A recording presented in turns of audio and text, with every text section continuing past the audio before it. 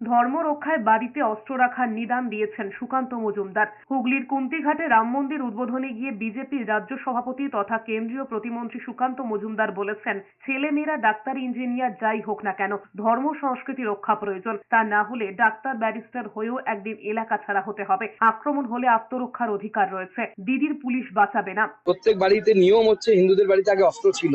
এই যে আমরা দশমীর দিন সমস্ত কিছু ধুয়ে আমরা রাখি, পুঁটি মাছ রাখি, কেউ কোথাও পুঁটি মাছ রাখে, কোথাও নিয়ম হচ্ছে ওখানে অস্ত্র রাখার নিয়ম ছিল। দশমীর দিন অস্ত্র পুজো বা অস্ত্র পূজন ভারতের সংস্কৃতি তথা বাংলার সংস্কৃতির অন্যতম অঙ্গ। পরবর্তী সময় ওটা কৃষি, যে সমস্ত সামগ্রী, নাঙল, এইসব থেকে কোদাল, এগুলোরও পুজো হতো। কিন্তু অস্ত্র পুজো ভারতের সংস্কৃতির অঙ্গ। হিন্দুদের অস্ত্র রাখা উচিত। কেন অন্য সমাজ রাখলে হিন্দু সমাজের আপত্তি কোথায়? সুকান্ত মজুমদার সন্ত্রাসবাদীদের মতো কথা বলছেন বলে পাল্টা আক্রমণ করেছেন ফিরহাদ হাকিম। সবার আগে ভারতীয় হওয়া উচিত। ভারতীয়রা সর্বধর্ম সমন্বয়ে বিশ্বাস করে। সুকান্ত মজুমদার কি বলছেন তাতে কারুর আগ্রহ নেই। একটা টেরোরিস্ট যে কথা বলে, একটা দলের রাজ্য সভাপতি বা কেন্দ্রীয় মন্ত্রী সে কথা বলা উচিত নয়।